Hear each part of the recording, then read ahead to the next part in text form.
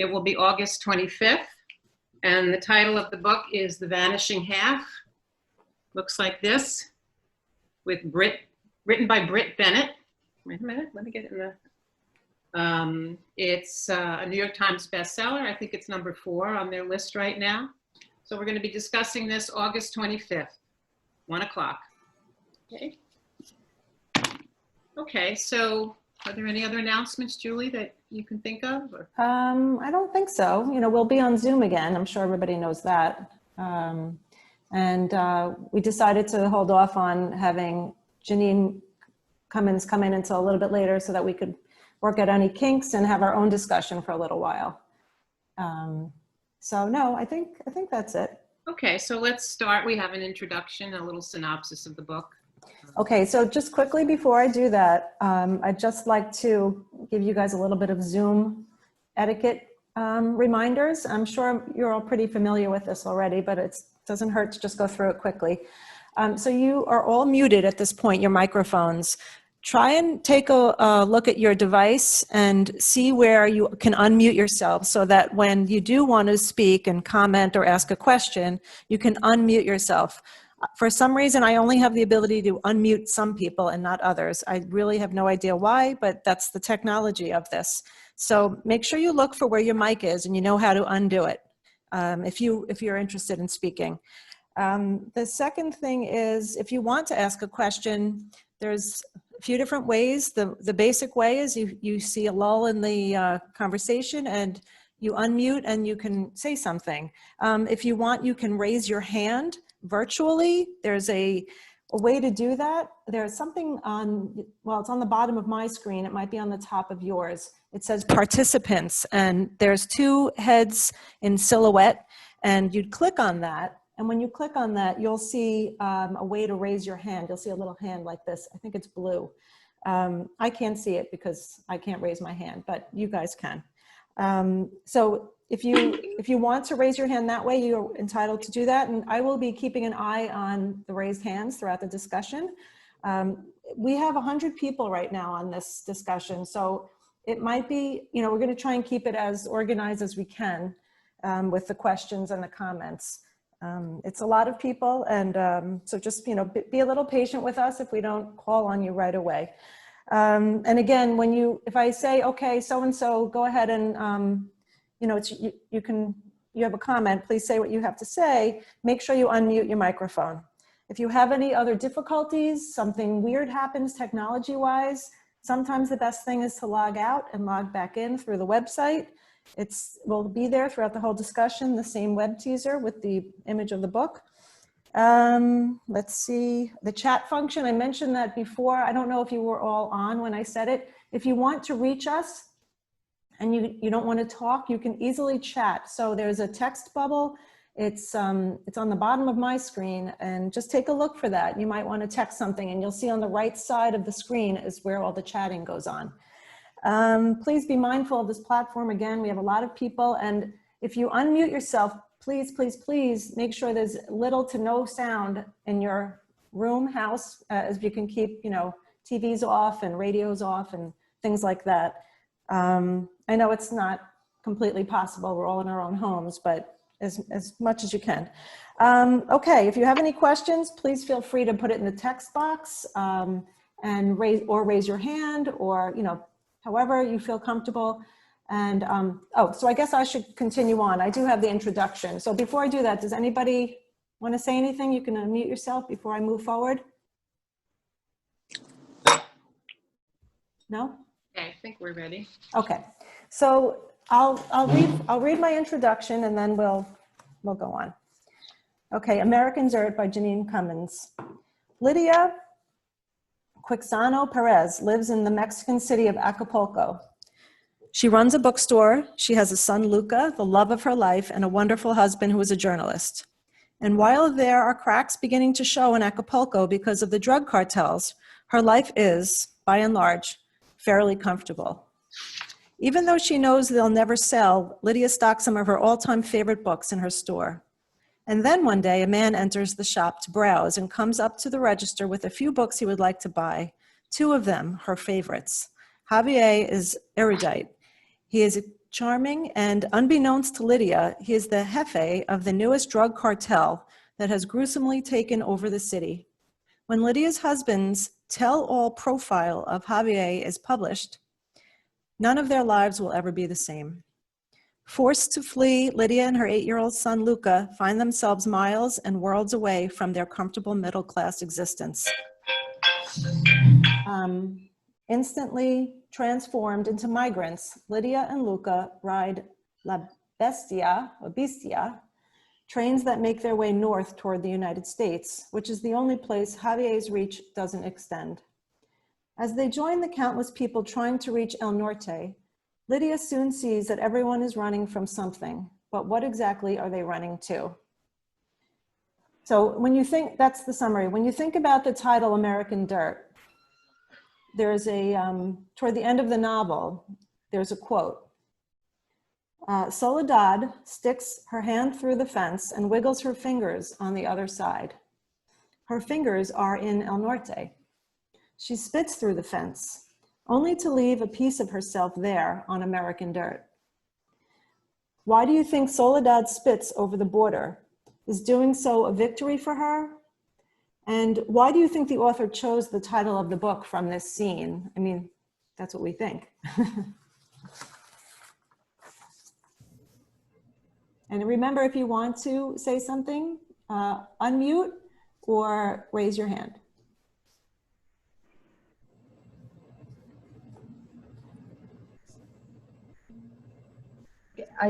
Can I make a comment? I unmuted. Absolutely. I think she spit because that's the only part of herself that she could get through the border, is to say, a part of me is there. No other part can get there. And the hope is that the rest of us, of her, will follow. Yes, that's a great insight. I just unmuted you, Linda. Is the dirt American dirt? How is it different when you know, from the Mexican dirt? When they first arrive, Lucas says, you know, the only thing that delineates one country from the next is a line that some random guy drew on a map years ago. It's still dirt. They come from one dirt to another. And really what they're saying is these borders are, what are they? Are these borders real? Are they used in a helpful way? American dirt is not that different from Mexican dirt. So, I mean, do you think that in some ways that focus on dirt is dirt, sort of, you know, obviously Soledad was making a very clear distinction. But is there a clear distinction? Is there an issue about borders in our world, in their world? They're going to the border and they see American dirt. It looks the same.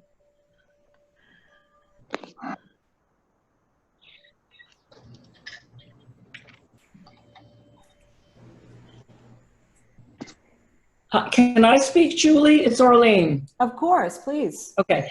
The dirt may be the same, but American dirt represents freedom and the possibility of actually having a life, forget a better life, but having a life. So on the surface, the dirt looks the same, but it absolutely is not the same.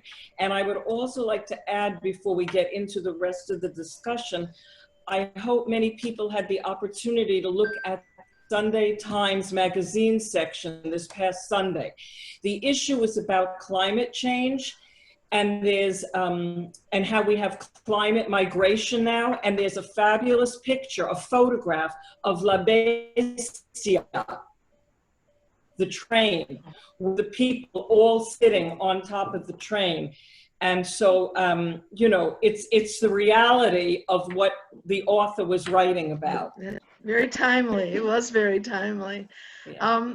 It is an interesting, you know, we talk so much about borders. Certainly border walls have been, you know, in the forefront of our lives these days. They did see this America. They look at the flag. They do see it as this great goal. And then at the end, she talks about the reality of what she's discovered. She's living in the Midwest, I think, or the East, right? She does get to American soil, and it does deliver, I guess, really what she's looking for. Do you think that this story is different because Lydia is a middle-class woman? Everyone else she meets is struggling, is lower class, is working class. What makes the story different, having this character as the protagonist? Someone who owns a bookstore, someone who's had privilege, who gets frustrated when she doesn't have garlic. Right. Just one more comment about the title, American Dirt. Could that also just be the perception of how we think of these people? They are American dirt to many of the people here. You know, they come to America, and Lydia, even though she's middle class, becomes a cleaning lady, doesn't she? I mean, they are our American dirt, basically. Yes, I agree. I think that is the other perspective of the title. American Dirt, yes, that it's people, it's the lowest Just echelon right. of people. Yeah, what did you think of these people and their struggle? I mean, did you respect them? Did you find them heroic? You know, she was living a very privileged life until this happened. Absolutely heroic, yes. Good word. I raised my hand. I don't know if you're calling on people or not. Yeah, no, We go are. ahead, Susan, go ahead. I actually did this book club twice. So I had a discussion with one book club, and then I did it with another club. So I read the reviews and the attacks that she will probably defend when she speaks. But I think that, you know, there was just referring to the two questions that you have at hand. I think that maybe Luca's obsession with the geography is representative of the whole concept of borders, because he's the one who knows maps. And maybe that the reason he knows maps is that he realizes the limitations of living in, you know, in Mexico and having to travel north.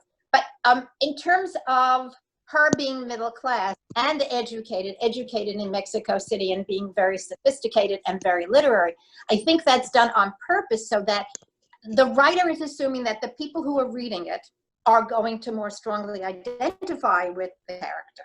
And in identifying with her, saying, oh my God, what would I do? What would I do?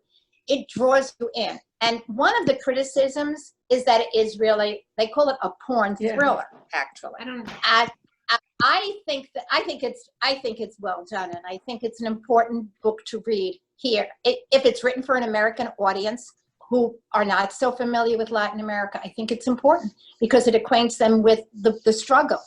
I think that a lot of the people who criticized it were Latin American, and they felt that there were specific things that she did which were very inauthentic.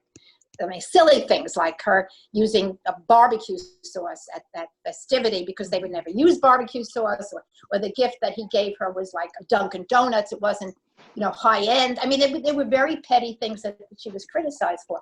But I think that it's I think it's a page turner, and I think it's an important book for the general American population to be acquainted with the struggle. And I thought it was a good book. I enjoyed it. I mean, you know, she's criticized for her writing and so forth, and also for borrowing the story of the child getting killed in the garbage dump. That has been done in other stories, but still, I think it was worth reading. But, right, and in a sense, the journey, the immigrant journey, became a leveler. No matter what her background, Right. she was experiencing the same thing. And she's not the only educated person doing it. There is also the scientist. There's the guy who is a biologist studying the desert, studying insects in the desert. I mean, that's quite extraordinary. Yeah. So I mean, you say, gee, you know, this poor guy, the struggle. Yeah, so you know, you really feel for him. You feel for the characters. You just do. Yeah. Do you think the author tried to represent a wide scope Yes. of characters, or do you think it was? You do. Yes. Of course. Yeah, I do too. And there's stereotyping done in that, but that's okay. I mean, that's unavoidable in a way. I have another hand raised. Isa? Birnbaum, is that right? No? No? Okay, maybe it was a mistake. Okay, never mind. The fact that Lydia has met this man, this poet, with whom she shares her soul and her love of literature, did that work for you? Did that, again, was that an aspect of the story that enhanced the book for you? Was it believable? I mean, he was the killer. He was an assassin. He killed her Would it have been a different family. book without that element? Would it have been a different book? That's a better way of saying it. Anybody? I think I have Diane with a hand raised. Do you want to say something, Diane? Yes, I was going to address a slightly different aspect. I wanted to address the fact that I think she portrayed how much harder the struggle is for women very well. I think she really brought across how many additional challenges women have in this struggle as immigrants to get across. Mm-hmm. And right, well, and the threats. I mean, what they're all subjected to this sexual bartering. They don't seem to have a choice. So that is very true. Do you think you got an accurate picture of Mexico or the violence and corruption in Mexico from the book? Yes. Yeah. Did someone say yes? I said Lois. Yes. Yeah. The part that disturbed me a little bit was, if you remember, there were, when he came into the shop, there were always two of his honchos outside. And he went, and nobody could ever get rid of them, but he went out and spoke with them for a minute and they disappeared.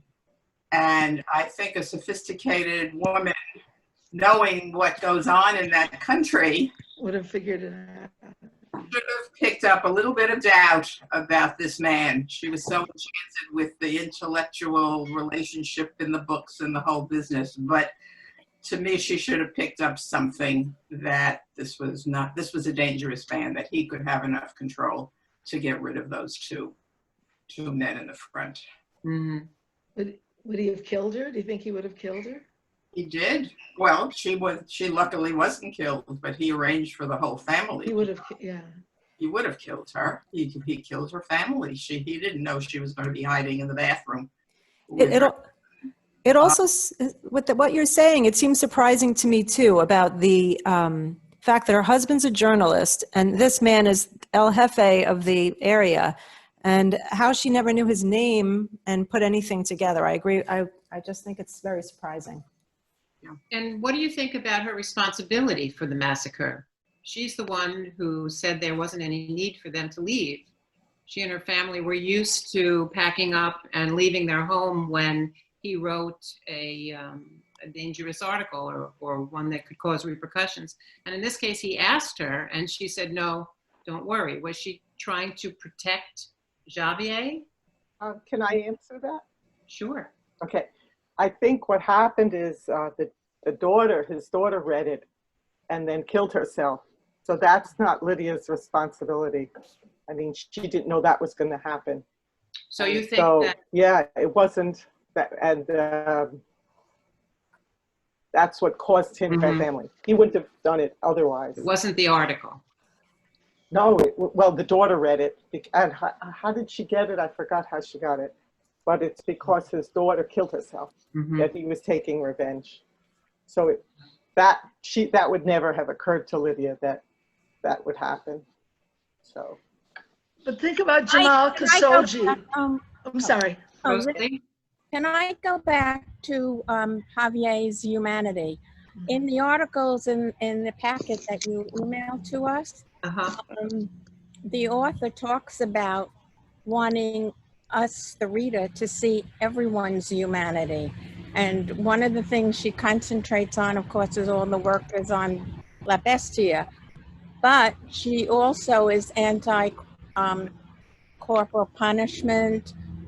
She really, I think, believes that Javier did have a side that she wanted to show in this novel as well. I think without him and that side of him, it would have lost a lot. It would have lost basically her whole message, which is we are all human. Right. But I'm just going to jump in just to respond to Rosalie. I think the husband, Javier, tells her that every drug lord has a Robin Hood image of himself. And so then he dismisses her sympathy for him. I think there is that quote in the book. Yeah. Yeah.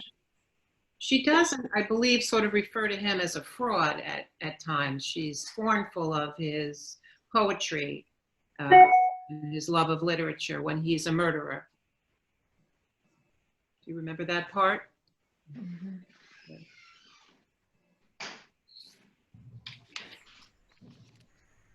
So I think the death of Marta was a very important part of the book, not just because it was the reason for the massacre, but also because it almost made Lydia relate to him again when she found out that that was the reason for him seeking her, because they both have this love of child, that he lost a child, she's trying to not lose a child. It's kind of the Tony Soprano syndrome, isn't it? The cold-blooded killer who loves family. I mean, it's not. It made him more human to her, I think, even after he had killed all her family. I think she was a little taken back to find that Marta had killed herself, and disturbed. What was interesting when somebody talked about how come Lydia didn't realize that he was a drug lord. Well, Marta killed herself because she had no idea that her father was a drug lord. So here was somebody who was obviously educated and was living with this man and had no clue. No idea. And that's what drove her to suicide. So I think that we can't be judgmental of Lydia if his own daughter didn't see that side of him. Right. That's true. But the journalist does know. I'm going back to this killing of Jamal Khashoggi. I mean, he had to have some sense that he was putting his family in jeopardy, don't you think? Yeah, he did, because he had them leave home. Sebastian, yeah. He published certain articles, yeah. So, I mean, it's a complicated issue because there is that responsibility to tell the truth, but at what cost? Yeah. Her husband knew what he looked like, and that's what actually, when Lydia saw his file, she saw the picture of Javier, and that's when she realized who she was dealing with. So her husband would have known as a journalist, knowing what he looked. I think he had some insight that the daughter did not have. Sebastian had insight. Is that what you mean? Yes, the husband had insight, definitely. He was, I mean, that was his modus operandi. He was tracking down these drug lords. That was his way of operating. Right. So he knew, but I still think it was very powerful that the daughter had no idea. Yeah. That I thought was incredible. Yeah, that she was so protected from the reality of her family. Yeah. And also, at some point, even though he killed her family, Lydia felt that Javier had this poetic soul. And so it was very hard to connect until she saw the photo. However, she kept running for her life because she knew there was no way that he was going to be giving up. He would just continue and continue and continue to hunt her down. Because he could not get over the death of his daughter, and he blamed her husband for that. So, you know, he had to get back at her. So that's why she just kept on running. How did you feel when she spoke to him at the end of the book, when she called him on, was it Lorenzo's phone, I believe? There seemed to be almost a relationship between them in that conversation. I had the feeling I wasn't sure whether he would have really killed him. I don't know if anybody else felt that way. Somebody have a hand? Hello? Yes. Okay. I think he might have tracked her down and killed her son and not her. Mm. So that her suffer as much as he suffered from the loss of his Yeah. child. That's an interesting idea. I think you might be right. Okay, can I talk?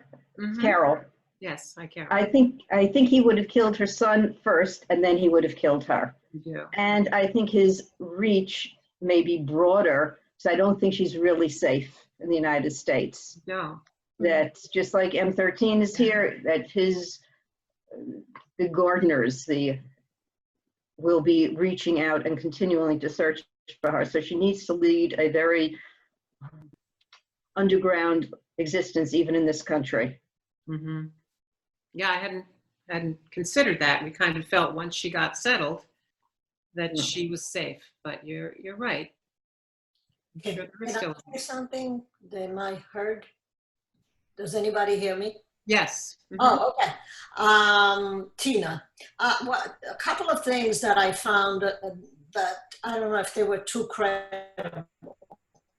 The fact that she calls Javier when she has put her life and her son's life in jeopardy just to cross the desert and run away from him. And then you want to reconnect with this individual.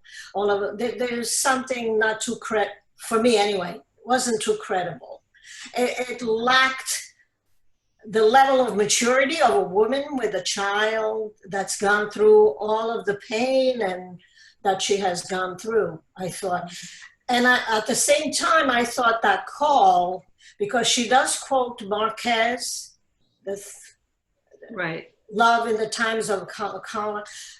She's trying too hard to parallel to some degree, maybe consciously or unconsciously, the moment of rejection that she puts into the book parallels the similar situation in his book. And I think that took something away from the book. I thought I liked her a lot better before she made the call. You were disappointed. Very much so. I thought that wasn't real. Mm-hmm. I want to bring up, someone mentioned about how women were treated, and it was much harder for women, and the lawlessness that was going on and the rapes that were going on. That to me was one of the main points, how lawless bribes and rapes, and that this is a country that does not have the rule of law. Right. And that everybody is in danger in this country. Just you're not, unless you can buy your way, bribe your way for protection. That I was thinking that I don't know how they're going to fix it, but it's a serious problem in Mexico. Mm-hmm. The drug cartels seem to dominate everything, and I think that how far-reaching the influence of these drug cartels was pretty obvious. As you said. They would spot a tattoo and realize that someone was a possible enemy. But I mean, it's the law of the cartel more than anything, not the. So all the soldiers and the police, everything is there's no rule of law. Whoops, yes, I'm not muted. Yeah, you're right. It's because of the cartels. You didn't know who to trust. Or bribes, whoever bribes them, I guess. It seemed like everyone she encountered on her journey, she had to approach so carefully and delicately before she knew whether they were friend or foe. She did meet a number of people along the way who helped her. Yes, the groups that helped refugees were wonderful. Those were wonderful groups. Yes. Right. Amazing. Right. But she didn't know who was who. She had to really take her time and feel her way. I know a lot of people who go bird watch, a few people who bird watch in Mexico, and they think it's a wonderful place to go there, but it scares me, the lawlessness. Yeah. I don't know if I would go there. Well, can I speak? I know I didn't raise my hand immediately. I've been this close to a dozen times, and we actually went last year for 2 weeks to the colonial cities and Mexico City. with Rhodes Scholar. And you know what? That is one of the condemnations that she has for this book, is that she presents it with all this poverty and not enough of the positive. We were also in Oaxaca and on our own, and it was fine. We were there in February, just before this COVID, and we were there for a week in Oaxaca, and then went to the Mayan Riviera, and it was absolutely fine. I mean, I think it's a very interesting place to visit. But what I was really wanted to mention was she condemns the woman who goes there with this religious group. So she's there with these kids, and she doesn't really want to help Lydia and her son. Oh, yeah. And that was a condemnation, that the husband was a good friend of Sebastian's, but the wife really, she very much resisted. So I felt that it was a condemnation of the people who are looking to do good in the world, but then when they have the opportunity to do so, refrain from doing it. And I think that she came down on her. I found that scene very effective Right. to me, Yeah. because I didn't know what I would do in those circumstances. She was afraid. She was afraid. She was afraid not only for herself, but she was afraid for these other youngsters from Indiana who she was responsible for. She took responsibility for. Mm-hmm. I understood her reluctance, absolutely. I thought that was very affecting, because that kind of situation happens often when there's a really difficult choice to make. You're often making it for somebody else, because somebody else is also involved in that decision.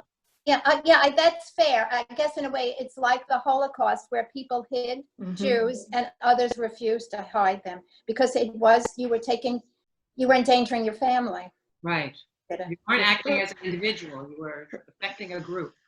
Yeah. But her husband had no compunctions about Right. That was his good friend. Yeah, he was a good friend. Did this book change your view of the immigrant experience? Did you feel that it was revealing about what, we talk about these people coming to our borders, and a lot of conversation about this, certainly in our lives. Did it reveal something you didn't know about the immigrant experience? The long miles. I mean, how many miles did they have to cover to get to that, to the border? And then the terrain was almost impassable. Yeah, I was surprised at the terrain once they got into the United States. It was horrible, right? Such a treacherous journey ahead. That's really surprised me. I thought, they'd cross the border and yay, but right. There was a long road ahead of them at that point. And the ordinariness of their crossing, that they didn't even realize they had crossed the border.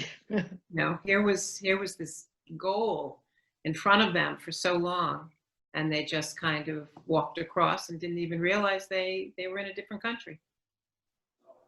So the border is different in different places. So that was the western part of Mexico. Right. So that was very different than where Texas is. Right. Yeah. Oh, I see. Yeah. My geography is terrible, so I don't want to shame myself. No. I found that the drug lord was almost unbelievable in how he was fooling himself about, gee, in a different life, I'd be different. Who do you think you're kidding? Okay, we make choices and there's no excuse. There's absolutely no excuse. And he was trying to excuse himself. Well, I could have been and I should have been, blaming her for the death of his daughter. That's absurd.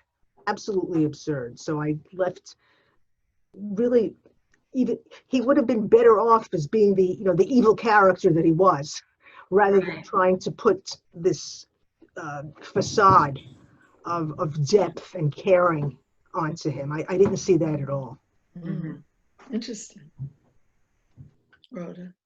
I think she tried to show that people are not just one thing. And she did that with El Jefe. She also did it with the person who was tracking Lydia and who had pictures. And by the way, who didn't update the chief, which led me to think he would have protected her at the end. But I think she tried to show that people are multifaceted and nobody is just one thing. And by the way, I think it's important to remember that most of the immigrants, well, in her group, and I think it's very true, they're not Mexican. They're from Central America. Right. So they have journeyed all through Mexico. To get to, where they were. And because she depicts that there were only a couple of Mexicans in her group. And I think, that's interesting to remember that they're coming from terrible places in Central America where the crime is devastating. The violence is devastating, in particular in El Salvador. It's a horrible place. And these immigrants risk everything to get to the point where they are. The other thing I just wanted to mention is she writes about going through San Miguel de Allende. And I was there with my husband 3 weeks and then 3 weeks we rented. We were thinking of buying. It is a cultural listing. I forget one of the world cultural spots. Yeah, it's an artist colony. It's absolutely magnificent. Every night there's either a string quartet or a vocal concert, or every single night there is something. And there are art institutes throughout the area. There are murals by Securius, I always mispronounce his name, and also the famous muralists. They're all down there. It's all over. It's the most wonderful place. And loads of expats from America and Canada are there collecting their Social Security and living a wonderful life. The plazas are beautiful and you feel very safe. And then, just as we were leaving, we read about a kidnapping of an American. And that did it in terms of, buying anything there. So, but I mean, she skips through. Oh, also in San Miguel, I just have to say, she mentions the big cathedral, a para, whatever it's called, but she doesn't give it enough credit. When Walt Disney came and saw that edifice, it inspired him to put it in Disneyland. That's the Yumble. He got the idea in San Miguel. That's what they told us. We're tourists. We had guides. That's what they told us, that he came and he saw that and he sketched it out and he went home and he put that as a symbol of Disneyland. So I thought that was just interesting. Of course, they go through the town and they don't really mention the cultural life and the artistic life in that town. Thank you. Thanks, Rhoda. I have Freda and Ed Durman. So Freda, would you go first? And then we didn't talk much about Lorenzo and about the coyote. And when somebody talked earlier about how careful she was, and she was vacillating whether or not to trust Lorenzo, and I think eventually he did win her trust, and it was only because she found his cell phone that she realized that he was tracking her the whole time. So that to me was incredible. And then the coyote, and these people would pay so much money to the coyotes and never know whether these were people they could trust or not. Yeah. And then the coyote happened to have Lorenzo. I mean, it's so complicated.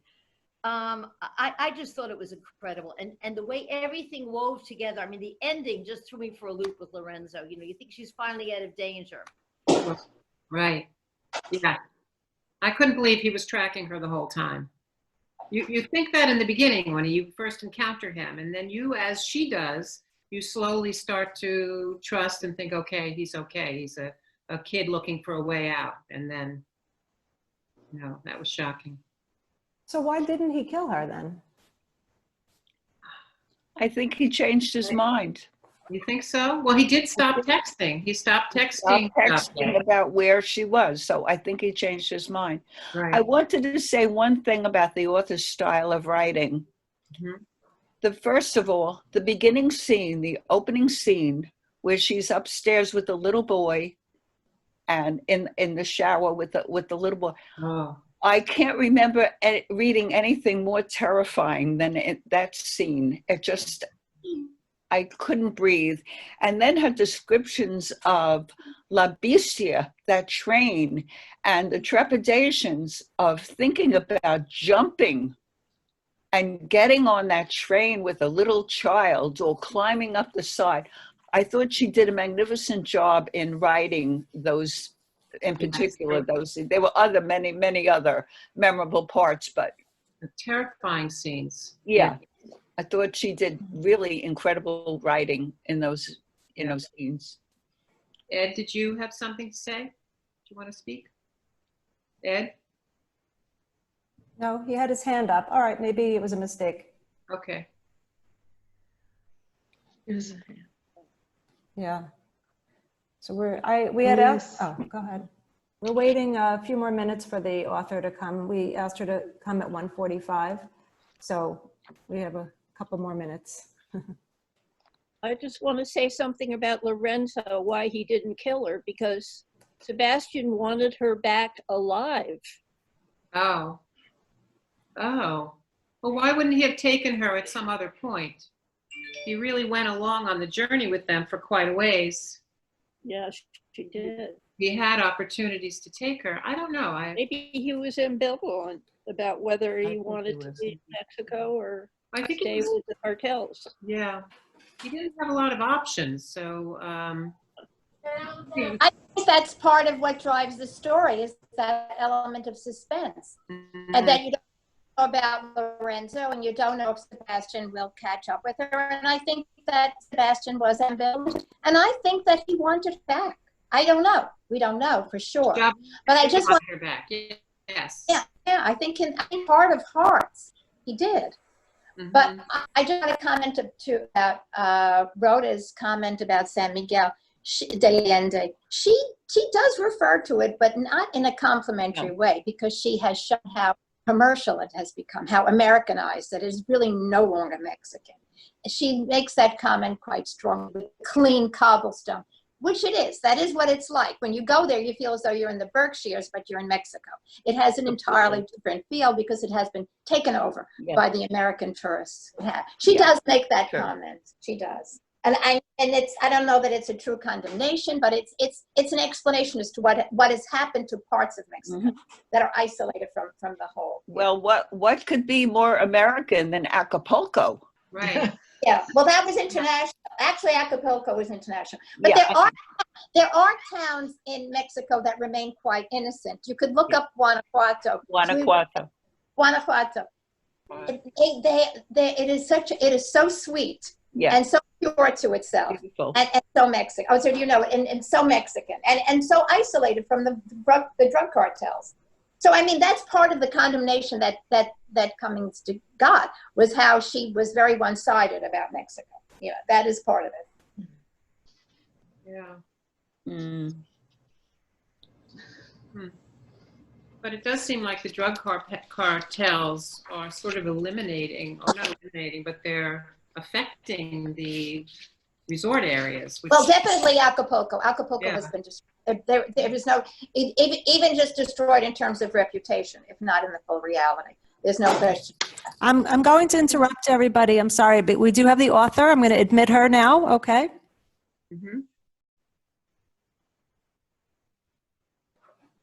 I don't know. I just have to go to the last page. Okay, she's connecting to audio.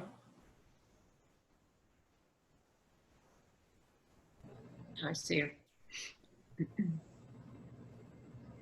Hi, Jeanine, welcome. Thank you. Hello. So we have 3 of us are hosting. It's Julie, me, who we've been communicating, Beth Siegel. I'm not sure if you can see her on the screen, and Linda Laureus. Oh, you see Beth? And then Linda Laureus. And the rest is our wonderful group of loyal book club participants. This is a big book club. It's so nice to see everyone. Well, it's great to see you. Thank you for joining us. Thank you. Thanks for having me. I'm muting my phone. I just heard noise, so I'm on Do Not Disturb now. Oh, okay. Thank you for having me. Well, we've enjoyed discussing the book. It was an excellent read. And we're so happy to have you with us. Thank you. How should we begin? Do you want me to talk a little bit about how I wrote the book? I think start invariably is to get into the question and answer period as quick as possible, because that's where all the really most interesting conversation happens, I think. Okay. And I tend to be slightly long-winded, so I will try just to begin by saying that, you know, I started writing this book in 2013. It was well before the current presidential administration, well before even talk about sort of building a wall was in the national zeitgeist the way it is now. And, you know, I did 5 years of research. I went to Mexico. I visited migrant shelters. I visited orphanages. I volunteered at a desayunador, which is like a soup kitchen for migrants. And I talked to everyone I could access who understood the conditions on the ground that migrants were facing a lot better than I did. So those were some of the things that I did in the process of writing the book. I wrote 2 failed drafts of this novel. And when I say failed drafts, I mean a full draft, you know, 75, 80,000 words that I threw out twice before I finally wrote the book that I was resisting writing. And that is the book which eventually became the book that you all have read. So thank you for reading it with an open heart. I know there has been a lot of controversy surrounding the book, and I'm obviously open to talking about that as well. Nothing is off limits. So you can ask me whatever you want to ask. And I think with that, I'll just open it up to questions. And I don't know if you guys talked about this before I came on, about how to logistically operate the Q&A part.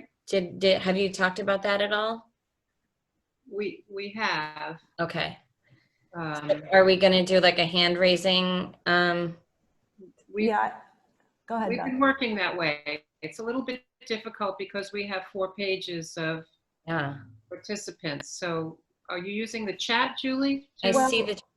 I have the chat there, but I don't see any questions there. Feel free, if you know how to use the chat, to put the question in the chat. Otherwise, if you know how to raise your hand virtually, I can, you know, call on you, or Jeanine. Well, you can't see the hand raises. I can't see the hand raises, but I do see a message here from Peggy asking me to explain the title. So, hi, Peggy. Thank you for your question. So the title, American Dirt, I chose it because I like that it has lots of different meanings. I like that it's a bit ambiguous and that people can sort of bring their own notions to it. I don't know if you noticed that the word American does not appear in the text of the book anywhere except for that one moment when they arrive at the border and Soledad spits through the bars to leave a piece of herself there on American dirt. And apart from that moment, that word American doesn't appear in the novel at all, except for when I am describing the American flag or Central Americans. So I liked that in that moment, it felt like sort of a nod to all the territorial ways we've come to use that word American. You know, elsewhere in the Americas, I think there's a good deal of exasperation that the word American has come to mean United Statesian people, and that we don't even have a word in English that means United Statesian, because we rely on the word American to do that work for us. And in fact, you know, there are many other cultures and countries on the American continents who consider themselves to be American without the sort of hijacked Hollywood connotations that we have applied to that word. And I don't blame Americans necessarily, because the rest of the world calls us Americans as well. But somehow I think the onus is on us to sort of correct and acknowledge that we are not the only Americans. And so I liked that in the title, there could be this sort of reckoning for people who maybe hadn't thought about that before. That in my mind, the whole novel takes place on American dirt, that Mexican soil is also American land. And I also liked that in that moment, it felt like an exploration of how arbitrary those lines in the sand can be. You know, when you go to the border, especially on the western end of the border in Tijuana, for example, right at the ocean at Amistad Park, it's kind of an astonishing place to be. And it feels as though nature is mocking the border patrol and the border because the ocean is ignoring the border and the birds are perched on top of the fence, flying back and forth. And you just get a strong sense being there of how this man-made partition is futile when it comes to nature, and how sort of arbitrary it is when it comes to human beings. And the fact that it has come to represent quite often the difference between life and death for people just feels absurd when you divest yourself of the sort of accepted political fact that the border is there and it exists. If you can separate that fact from your mind and just observe the border for what it really is and how it functions, it's kind of an overwhelming thing to grapple with, I think. And so I wanted the title to sort of evoke a lot of those ideas. I wanted to make people stop and think about the ways we use that word American, you know. And I also like different things. It could mean, you know, the dirty little secret is immigration policy. It could mean the way we treat migrants in this country like dirt often. And it could also just refer to the journey to try to find refuge.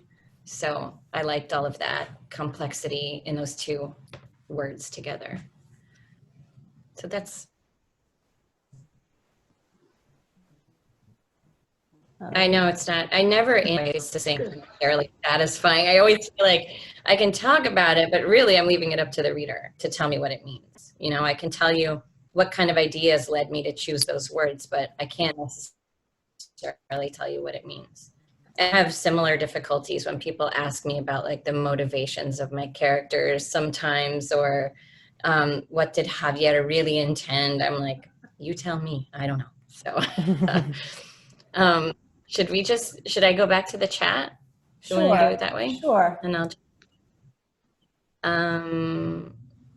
so Heidi says, what do you mean by this not being the book you at first were hesitant to write? Okay.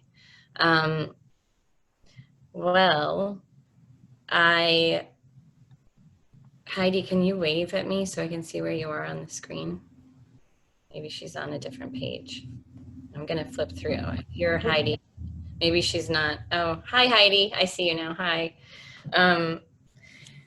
So that is a great question. I think that, you know, there were a lot of reasons why I was resistant to writing this book initially. I was worried about my limitations as a writer. I was worried about this cultural moment that we're in. Even 5 years ago, I felt worried about being sort of stridently called to account for myself. Like, who do I think I am to write this story? And I always come to every story with a hefty sense of self-doubt about whether or not I can do justice to the subject matter and to the characters that I want to write about. Those fears were very much amplified in this book. As I'm sure you probably have heard, I am not Mexican.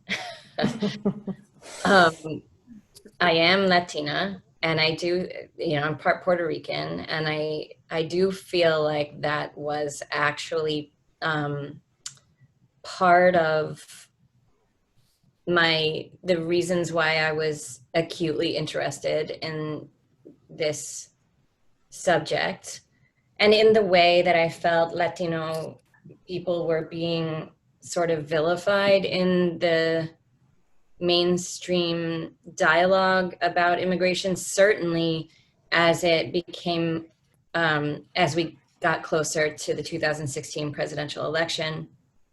I felt horrified by the way we were conducting our national dialogue around immigration.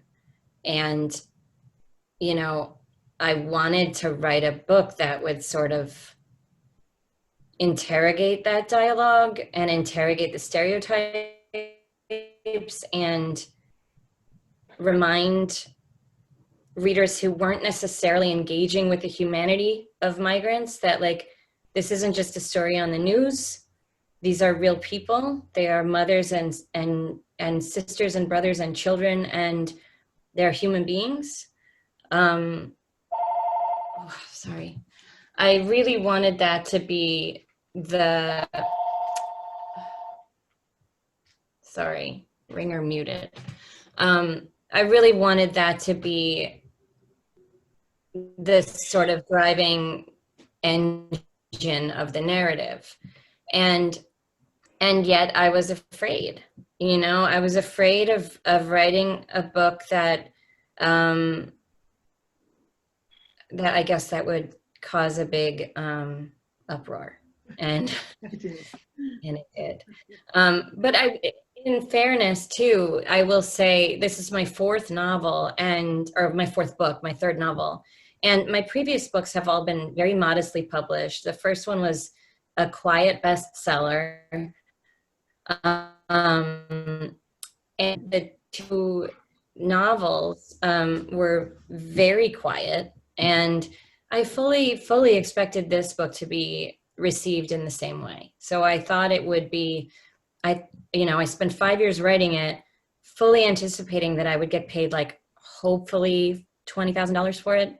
And then it would be quietly published and like 10,000 people would buy it, and I would move on to the next one. I didn't have any sense of what I was in for. I was completely unprepared for how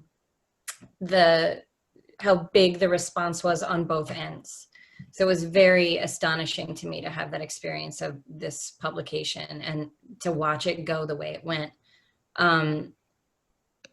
But, you know, I will say that the process of researching and going to Mexico and seeing with my own eyes, like bearing witness to the real conditions on the ground that migrants were facing, and all the small acts of heroism that I saw along the migrant trail, among migrants themselves and among the people who have devoted their lives to protecting and serving migrants.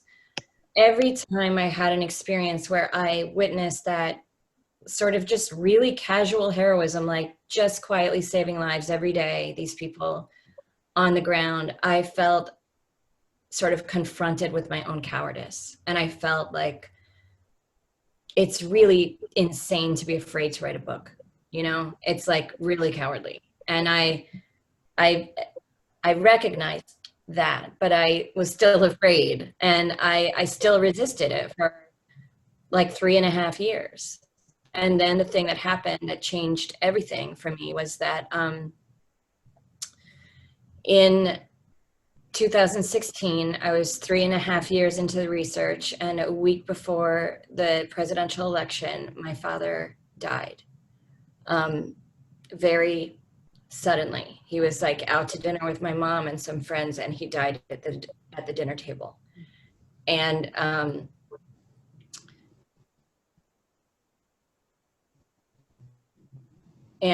it was devastated, like when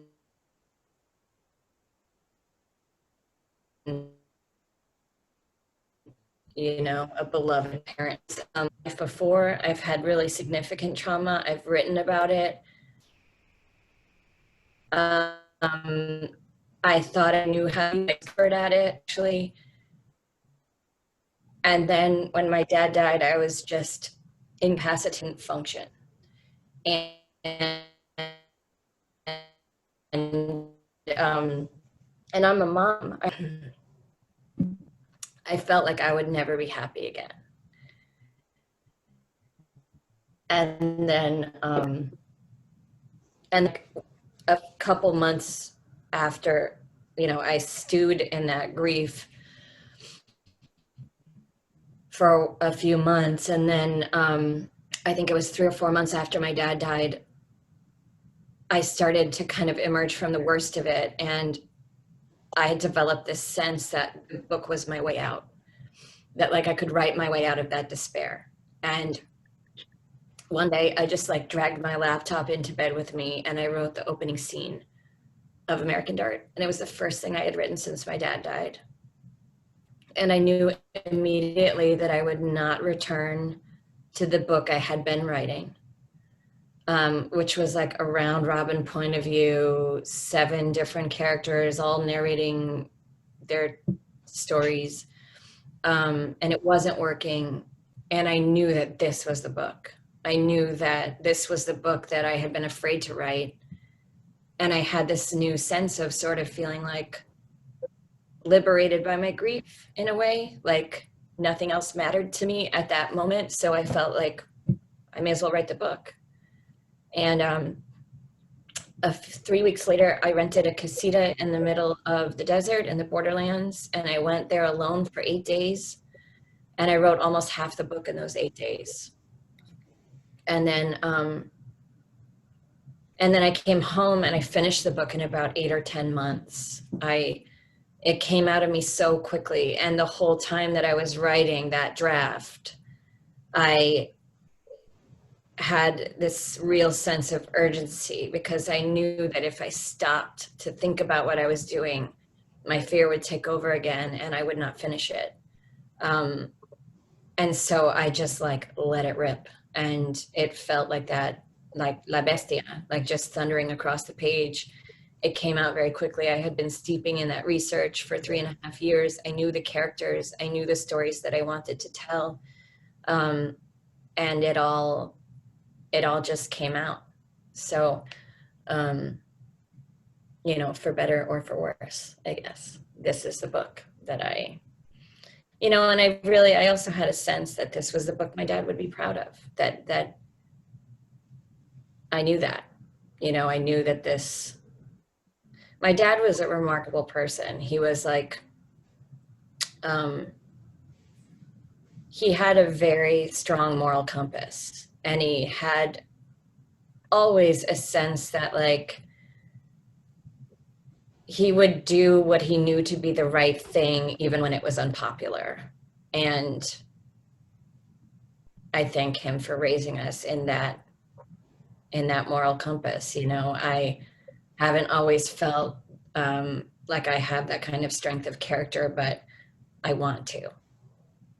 So, you know, in that way, my dad's fingerprints are all over this book because in a lot of ways, it's like an ode to grief. You know, something I didn't recognize until it was finished was that every one of these characters is grieving for her father. It seems so obvious when I read it now, you know, but I didn't plan that. But it was my grief in real time as I was writing it. You know, so often I would have a day where I was just like buckled by grief, and then I would take that experience and give it to Lydia or give it to Luca or Rebecca. Yeah, so that's that. Okay, I'm going back to the chat.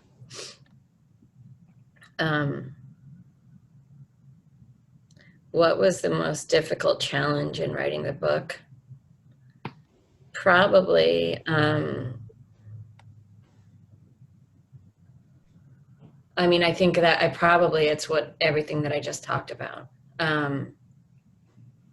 You know, my own fear held me back for a long time.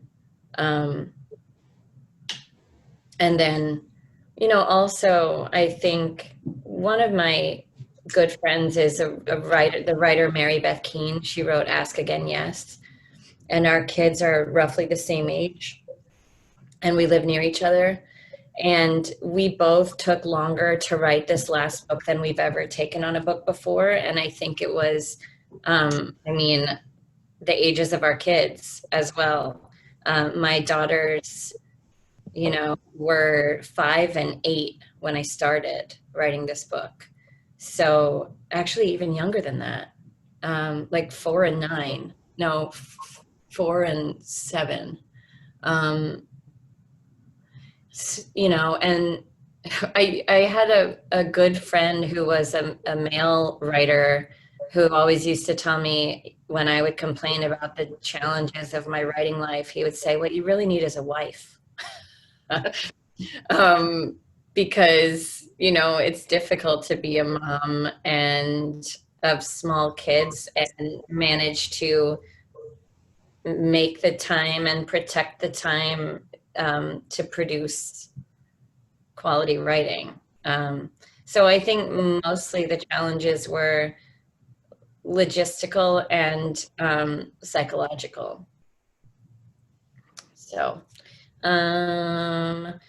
is the controversy based on the fact that the main character is not an actual migrant or your background? I think that's part of it. I mean, I will say that I believe that the controversy is incredibly complicated and layered. I think there are many, many, many different elements of it. Some of which I think are really wholly legitimate. You know, I feel like there was a really valid backlog of legitimate frustration and pain and anger that Latino voices have been undervalued, underpaid, underrepresented in publishing forever. And that is true. And then I think what happened was there were some misconceptions about who I am and what this book is, which became sort of popularly accepted as fact on, for example, Twitter. And then when people got hold of those misconceptions, they became angrier and angrier. And then it just, you know, it got away from us. I also think that there were a few mistakes that happened in the publication of the book.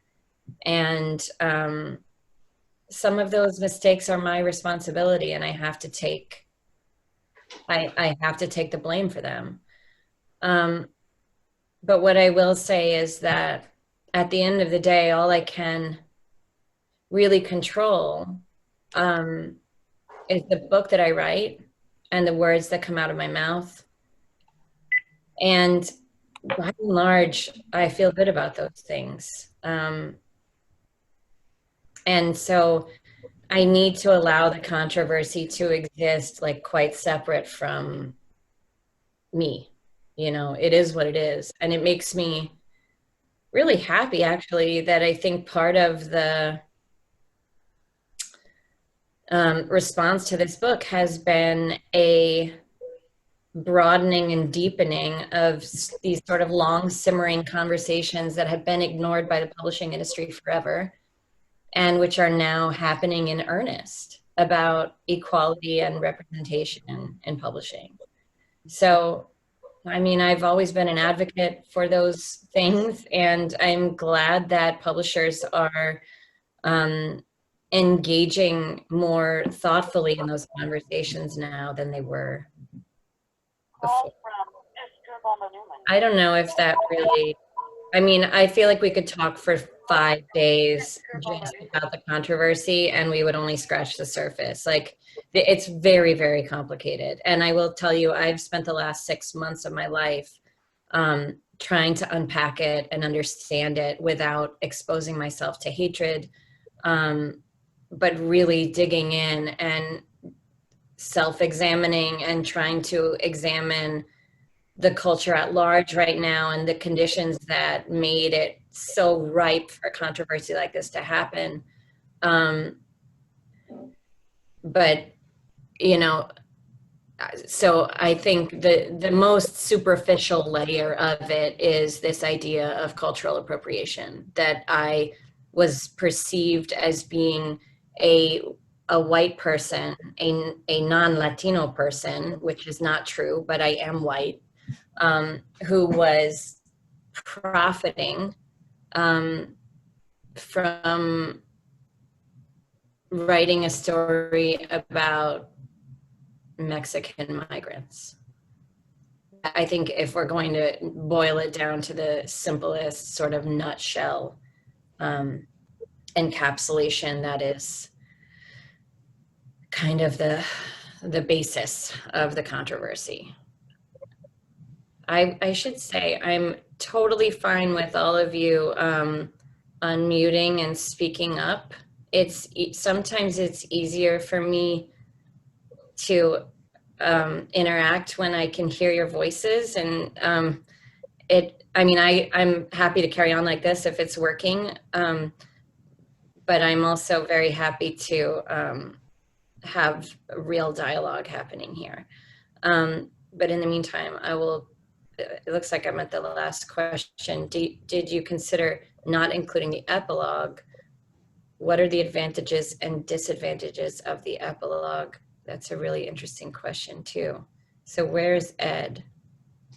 Are you here, Ed? Let's see, I'm gonna flip around until I can see if I can see you. I don't see you. Can you hear me? I can, yes. Hi, Ed. Hi, I don't sure. Oh, okay. Well, thank you for your question. I think it's a great question, and it leads to a very interesting conversation, because many people have pointed to the epilogue as a kind of happy ending, which always baffles me,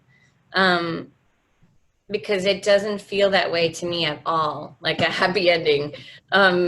It feels very much like the characters are almost being strangled, like they're being filtered and filtered and filtered down into the narrowest sliver of their potential, because that is what our failed immigration policy in this country does, is that it, you know, doesn't allow for the richness and breadth of the immigrants' previous life experience to be fully of use to them in this country. Very often, we are instead really just, you know, stripping everything we can from refugees and migrants and really squeezing them into the narrowest definitions of themselves. And what I hoped to evoke with the epilogue was the idea that,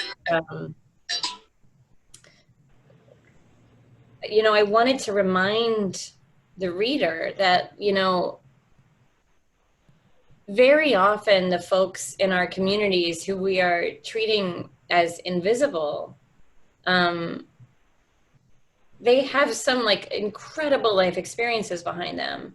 And I wanted maybe a reader who hasn't engaged with that idea before to stop and think, oh my gosh, like that, the woman who cleans my house or the gentleman who comes to mow my lawn, like maybe she has a story like Lydia's. Or, you know, I wanted to create that pause where I hope the reader would begin to connect the dots to their own life, that like they see this woman riding the bus and they don't give her a second thought. But, you know, or they see the kid at school in, you know, with their child, and they might even feel annoyed, like that kid is getting a free ride. Maybe he's getting free lunch. You know, people may feel like certain ways. And I hoped after writing, you know, 400 pages of an experience that I hoped would provide like some deep empathy between the reader and these characters, then a pause where I remind the reader that these characters are all around you in your real life, you know. That's what I hoped for from the epilogue. It doesn't feel like a happy ending to me. It feels, I mean, I guess it could be worse, you know, it certainly could be worse. But they're, you know, they're living in this really narrow, uncomfortable limbo that so often is how undocumented immigrants in this country have no choice but to live. And, you know, that's what so I always knew that I wanted to write an epilogue. I hoped that would evoke those things. What I will say is that the author's note is a very different story, and it almost didn't exist. And now I wish that it didn't exist. I wish that I hadn't written it. I think it was misguided. So what happened was, when I first turned in this novel, it had a one-line author's note. It was one sentence. And the sentence was, in 2017, a migrant died every 21 hours along the US-Mexico border. That was the whole author's note. You know, the point of an author's note being to provide insight into why the author wrote the book. And that was why. That was why I wrote the book, that one sentence. But then, you know, when my agent submitted this book, he submitted it to, I think, 25 editors at the same time. We got a whole bunch of yeses. I think we had 22 yeses. We ended up having a 3-day auction, like bidding war, among 9 different publishing houses, 14 different editors. And it was one of the most overwhelming, crazy, exciting experiences of my life. It totally unexpected. And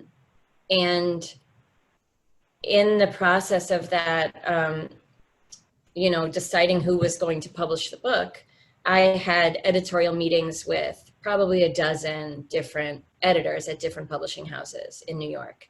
And the week before the auction, I had back-to-back phone calls all day, every day with these editors. And every single one of them asked me the same question first. And that question was, why did you write the book? And I would kind of say like, oh, you know, I don't really have a good answer for that. This is the book that moved in my heart, you know, is the answer. But I came to understand that that was not a sufficient answer for most people, and that they really wanted to explain the reasons why I was interested in this subject and the reasons why I felt compelled to write a novel like this. And so the author's note was kind of a really clumsy, I think, failed attempt for me to explain the reasons why I wrote the book. And in some ways, I think now in hindsight, I can see that it comes across as a way of me trying to justify why I wrote the book, when in fact, I don't think a fiction writer should ever have to do that. The fact is that I care very deeply about this subject and I was interested in it. There were many personal reasons why that was true. But when I tried to explain some of those reasons, I opened the door into a whole other realm of conversation that really I don't think should ever have happened. I don't think a fiction writer should ever have to justify why they chose to tell a certain story or why certain things interest them. It felt clear to me that we were doing a bad job in this country at conducting our national dialogue around immigration. And I hoped that I could write a book that would deepen the empathy and compassion in that conversation in a really small way. I did not intend to overshadow anyone else's story. I didn't intend for my voice to become the definitive voice about immigration in this country. I only hoped to contribute a story that ultimately I made up after 5 years of research, but I made it up, you know, it's a fictional story. And yeah, so I feel like the author's note was ill-advised and I would take that back if I could, but I like the epilogue and I think it serves the purpose that I hoped it would. I hope that answers your question, Ed. Okay. Okay. Susan K is asking, the book was written for readers in the US who don't know Latinos. Was the book translated to Spanish and read in Mexico or Central America? And what was the reception there? Yes, the book has been translated into 40 languages, including 2 different Spanish language editions, one for North America and one for Spain and other territory. It's also been translated into Arabic and Hebrew and Japanese and Russian and some of my favorite experiences in this journey have been hearing from readers from other places. So so we had 2 offers for the Arabic edition and we sold it to the one who offered less money because they were in Syria. And I felt like the fact that the words Syrian publisher still exist feels like a miracle to me. And I wanted, it just felt like an incredible privilege to be published for Syrian readers. And one of my favorite experiences has been interacting with my Arabic translator and hearing from him how, I'm getting super emotional, how relevant he felt the book was for his readers. You know, so some of these translation deals have been incredibly meaningful for me. I was a little worried about the reception in Central America and Mexico because I figured that the standard for authenticity among readers in those places would be very, very high. And in fact, it has been pretty warmly welcomed in my experience. in those places.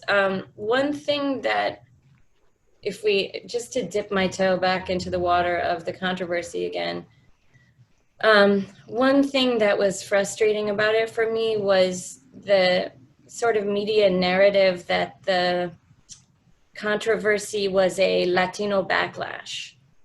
That felt like a real oversimplification to me. And it also felt as though it disregarded the fact that some of the luminaries of Mexican writers had supported this book and written beautiful things about it. Sandra Cisneros, Erica Sanchez, Julia Alvarez all supported the novel like rapturously. And then, you know, when I have received like hundreds at least of emails from Latino readers and Mexican readers telling me how much they love the book and how they felt like it was authentic and that they were grateful that it would reach readers who maybe weren't previously engaging with this subject. So from where I sit, which admittedly is like it's very difficult to figure out like what's real, but in my experience, it feels very much like the Latino response to this book is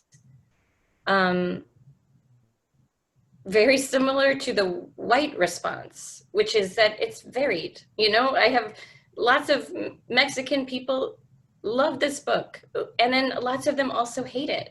But it's okay, you know. Latino people are not a monolith. They did not have one reaction to this book. And it was frustrating to me to see that narrative take shape in the media as if all Latino people hate this book. It's just not accurate.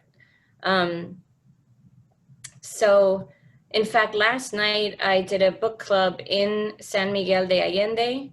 I talked with about 15 women in that city in central Mexico, all of whom loved the book. And I said to them, you know, I was nervous to have a lot of Mexican readers, and you know, I figured that the standard would be quite high for authenticity, and they said yes, it was, and you nailed it. So I don't pretend that those 15 women represent the entire country of Mexico in their response to the book. Obviously they liked it, and that's why they invited me to come to their book club. But you know, I think that the response and the reception in those places is as varied as it would be anywhere. And the same is true for the Latino communities in this country, you know? So I would just caution the New York Times and the LA Times to like maybe not believe everything they read on Twitter, you know? That might be a good place to start when you're covering a controversy. I don't know. Okay, I'm going back to the chat. Let's see. A recent New York Times article talks about how the climate crisis will intensify the immigration crisis many times over. Ooh, moving forward, what would you do if you could fix the US immigration policy? That is such a great question. I don't know where to start, but I will say this. I think the very first thing that it takes is political will. And if I have learned anything over the last year or two in this experience of the publication of this book, it is that, you know, our politicians and our media would have us believe that immigration is a red or blue issue. It is not. I am here to tell you there is a whole lot of purple in the middle, and that is where the vast, vast majority of our country sits on the issue of immigration. No one wants children being taken out of their parents' arms at the border when they are seeking asylum. No one. Like, only the maniacs, you know? I mean, very few people want that, politics aside. the reason we don't have sensible immigration reform in this country is that both sides are using the subject of immigration as a pawn. So on the right, they're using immigrants in a fear-mongering way, and on the left, they're using immigrants to demonstrate how evil the right is. If they were to actually come together and fix the problem of immigration, which I think they could do, then they both lose a pawn in this political tug of war that they are being really successful at capitalizing on, I think, right now. So I think it's our job as voters, not only to vote for the people who will agitate for common sense, compassionate immigration reform, but then like to stay on them, to call your senators and congresspeople and explain to them that this is an issue you care about, that as an American, you know, you feel as though we are really failing in this way, and that it will take a coalition of left and right to solve this problem. And then there are so many quick and easy things that we could do almost immediately that would help. First and foremost, I think we need to hire a lot more immigration judges. So we currently have a 16-month backlog in our immigration courts, and we have a brand new policy courtesy of the Trump administration that requires asylum seekers to wait in Mexico for up to 16 months. So these are people who are doing it the right way. They're coming, they're turning themselves in, and they're saying, my life is in danger. I need to get asylum in the United States. And then our country's response is, okay, you just wait for 16 months on the streets in Mexico, in Ciudad Juarez or Tijuana, where a woman is being murdered every 2.5 hours in the year 2020. You wait there for 16 months and we'll get to you. It's untenable. It's incredibly dangerous. It's inhumane. And this is what's happening in our name. We have sanctioned this behavior at the ballot box. So, you know, I mentioned a little while ago my original author's note, that one line in 2017, a migrant died every 21 hours along the US-Mexico border. Last year, a migrant died every 16 hours along the US-Mexico border. And I'm here to tell you that that number is going to skyrocket this year. It's going to skyrocket because of the Remain in Mexico policy, because of the desperation that exists now. People are venturing further and further into the desert, and those people are dying. So, you know, one of the reasons that I'm participating in all of these book clubs is that I am hoping to raise a lot of money. I think that you all probably received the link to my fundraiser that I'm running with the International Rescue Committee. I am matching all donations up to $100,000 until the end of July. There are these heroic people on the ground in the border towns, ready and willing to do this work of saving lives, and they are just underfunded. All they need is cash flow. We've raised almost $45,000 already, which I am matching. And so, you know, we're about 90,000 in, and I'm hoping we raise another 110,000. That money will literally save lives. So this is my quick aside, please forgive me, but if you can donate, I'll be incredibly grateful for whatever you can give. Is anybody getting tired of just? I'm going to I'll put the link in the chat. So it'll be there in a few minutes. I'm just going to get it right now. Okay, great. Thank you. Jeanine, we really appreciate your spending this much time with us and the honesty and the sincerity of your answers. We really are grateful. Thank you. It's really nice to be here. You know, it makes me incredibly grateful that despite everything, despite the brouhaha, can I say shitstorm? It was really quite intense, painful shitstorm that surrounded the publication of this book. And yet my experience over the last 6 months, and increasingly so as we get into the pandemic and there's so many of these book clubs are moving to Zoom, is that I'm having these opportunities to really interact in a more intimate way, which is why I want you guys to not be shy about unmuting yourselves and talking. But you know, when I had these opportunities to really interact with readers and I begin to really feel the ways that people are experiencing the book quite outside of what happened publicity-wise, it's like the antidote in some way to hatred is this opportunity to really talk to readers and hear about their experiences reading the book. So and also I will say, you know,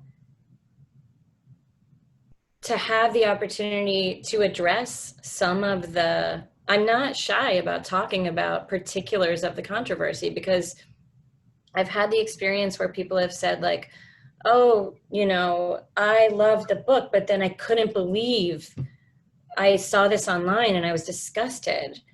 And then this kind of forum offers me an opportunity to say, oh, I'm so glad you mentioned that because it wasn't true. And here's the real, allow me to shine a little bit of light on that particular misconception.